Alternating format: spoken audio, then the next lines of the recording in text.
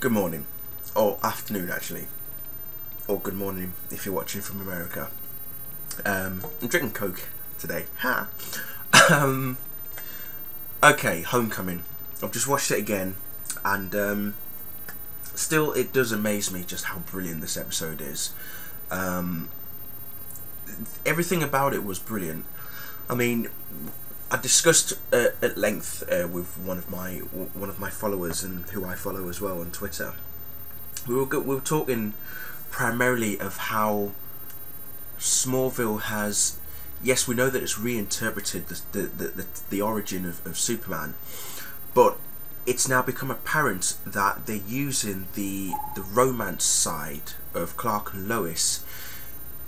You know, as in, Clark being with Lois is the reason that he's going to become Superman. Now, it's not that much of a big issue, but me being a Superman fan, coming from watching Superman movies and reading the comics and other bits and pieces, for me, you know, he didn't become Superman because of Lois, because of his love for Lois. You know, he became Superman before he even met Lois. It's only after he met Lois that Clark Kent was pining for Lois. Lois was falling in love with Superman, right? So in essence, Clark is jealous of himself as Superman as opposed to, you know, a completely different person altogether. So there's Clark fighting for Lois's attention. Lois is trying to get noticed by Superman. So it's all, yeah. Whereas what we've got in Homecoming is, you know, Brainiac 5 rather, shows Clark the reason why this darkness has appeared in him, why Clark feels that he cannot be the hero that the world in some ways expects him to be. And it's not a case that the world expects him to be that kind of hero, it's how he's going to take himself in that direction. How is he going to approach the level of expectation that the world needs him to be? You know, so, you know, he takes him to the past. He shows his father's funeral. He then explains a bit more about why his father, you know, did what he did to protect him. You know, he shows him, Brainiac 5 shows Clark the moment that him and Jonathan and Lionel were having the altercation just before Jonathan had his heart attack. And it's, as I said in my review last night, it's purely because Jonathan took it upon himself to protect Clark at whatever cost. He didn't ask for it. You know, he did not ask for it. There was this young boy from another planet, no family, no one to look after him. Jonathan and Martha took him in, raised him as their own, and they did everything that they could as parents to protect his secret.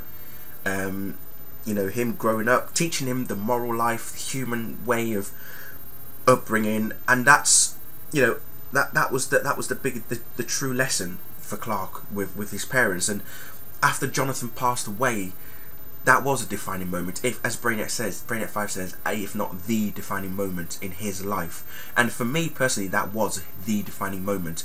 Same as it was in Superman the movie, it was the defining moment for Clark Kent. After Jonathan passed away, that was when Clark started questioning himself, his doubts, his disbeliefs about who he really is or who he's likely to become. But, you know, he blames himself for his dad dying, and Brainiac is trying to tell him that you shouldn't. This is not because of you. Okay? Jonathan did what he did to protect you. You are now wanting to be Earth's protector, but no one asked you to be. You've embraced that. You've embraced that decision all by yourself. No one said to Clark when he was born, by the way, you are going to be Earth's protector. You know, yes, as he was growing up, as we've seen in previous seasons, that Jor-El wanted a different life for him. You know, he wanted him to be this all-conquering, godlike creature kind of thing, but that's not who he is. That's not who he wants to be. So, you know, moving on, you know, we see the future. I still can't get over. I still am just in absolute geekgasm pleasure of future Clark and present Clark, the pair of them standing there looking at each other and talking, and you know, there's present Clark going, "In the hell did I become so uptight and nerdy? Hello, that's who you are. You are nerdy. You are uptight. You've got to be like that. Come on, shape it up, son. Get the glasses, wear the suit, get the trench coat. That's you. That's who I want to see. You know, future Clark. That's it. Okay." Can we just get rid of present Clark and just have future Clark from now on? Please, please, please, please. But honestly, that was brilliant. And the way that he just said to him, "I need you on the roof." Perfect timing. So he obviously, you know, future Clark obviously went through a point in that moment where, as he said, he couldn't be in two places at once. So did something happen to Lois in 2017? At that moment? When future Clark's telling present Clark to be on the roof? Think about it. Yeah, you know what I'm talking about, okay? Think about it. Future Clark goes to save a nuclear reaction thingy that blows up, right? He's telling present Clark he needs to be on the roof. Why would he tell him he needs to be on the roof? Why? Exactly. There you go. I'm just going to stop there. Like he says, time travel. Follow it through. Yeah, think about it, okay? But seriously, Oliver Queen as well. He obviously outed himself, but he did it for a reason. But as I say, the interview that he had with, I'm sure that is Catherine Grant, he didn't know what to say to begin with, but as soon as Clark appeared, bang, he perked up. He knew exactly what he needed to say. It just, you know, I love how he quoted John F. Kennedy. Ask not what your country can do for you, ask what you can do for your country. Perfect. I mean, to quote John F. Kennedy, brilliant. That's all I'm going to say. Brilliant. Again, they're right. Here's another thing, and someone didn't actually quite believe this, right? But when Brainiac takes Clark to the past, Clark, you know, is still not sure if Brainiac is a ghost or something, and Clark says to him, "You sent the one person that I love away." Now, I said that was referring to Lana, because it is actually referring to Lana, because she was sent away in the fact that when she came out of the coma that Brainiac had put her in, she left. Yes, we know that later on there was she was forced to leave kind of thing, but as far as Clark was concerned, it was Brainiac's fault that Lana left in the first place. You know, but he says the person that I love, not loved or that I was in love with. So at that moment, Clark's still in love with Lana. Is he? Maybe. Do we think that he is?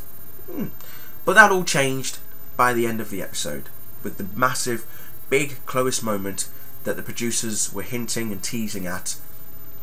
The words were exchanged, but for me, it was that epic floating moment. I can't stress enough, people, just how awesome that was.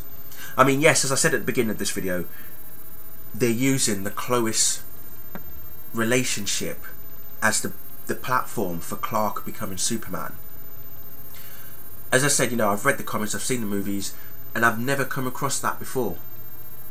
I've never come across the point of where Clark being in love with Lois is the reason he becomes Superman. Even in Lois and Clark, the TV show back in the 90s, wasn't in that formula. It was after he was Superman. You know, because he was flying before he even wore the suit in that series, for heaven's sake. Come on, you remember that. The first episode, I remember it vividly.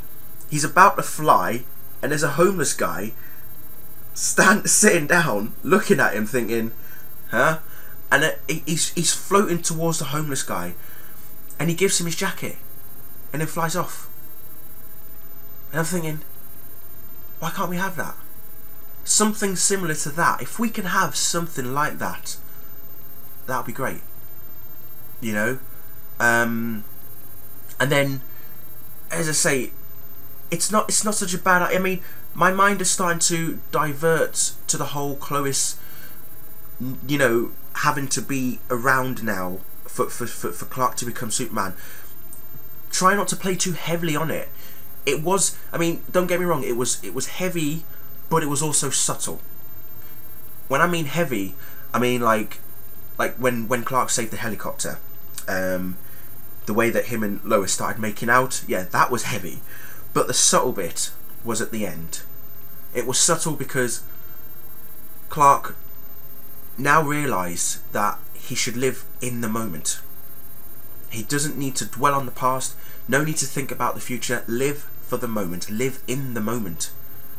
As Brainiac 5 told him, a hero is defined in a moment. And that for him was it was the second most defining moment. The first being that Jonathan passed away. The second, as far as I was concerned, was that moment with Lois, the floating. Yeah, that did it. So, yeah. I don't know what else to say, but no. I actually want to give thanks to the producers and the writers. I know Brian and Kelly were the ones who wrote this episode. You've obviously got Don Whitehead, Holly Henderson, Churi Meyer, Al Septine, and Kofel Saunders as well. Tim Scanlon, Geno Schwartz as well for directing. Yeah, and props to the cast as always. You know, Tom Welling, Erica Durant, James Masters as Brainiac 5. Brilliant. I'm happy he was in this episode. Obviously Bug Boy Greg was there. But yeah, and obviously flashbacks of Chloe and Lana, which was a fantastic touch. Jonathan Kent as well, as I said. Lionel Luthor was in there. There was a mention of Jimmy Olsen. I did say in my first review that we hadn't seen Jimmy Olsen, but there was actually his name was actually on the Daily Planet paper. But yeah, no, that for me was brilliant. Anybody notice a couple of tidbits, by the way? One, Lois mentioned Troop, the name Troop. Okay, Ron Troop. Okay.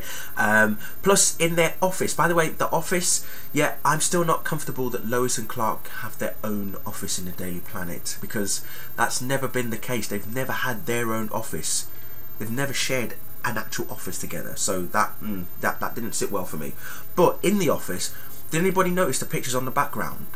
There was one picture in particular that reminded me of Superman the movie, of when Superman flies to spin the Earth backwards. It had this red sort of streak going over this sort of what looked like some sort of blue, I don't know, picture of some sort. And that was all I could think of. That was all I kept thinking of, was Superman flying around the world. That was all I could think of. But yeah. Anyway, I've said enough. I'll leave it there. Thank you again for watching. See you next week for ISIS. Let's hope this from now on. As I say, I'm going to take all spoilers with a pinch of salt. I'm going to try and divert away from spoilers as much as possible. I'll still retweet the spoilers and information on Twitter. If anything that I feel does need to be said on YouTube, you'll know I'll post it for you anyway. But for the meantime, I'm going to stay as much away from spoilers as much as possible, and therefore I won't be as disappointed as I was with Supergirl. Anyway, less said about that the better. See you later. Thank you for watching.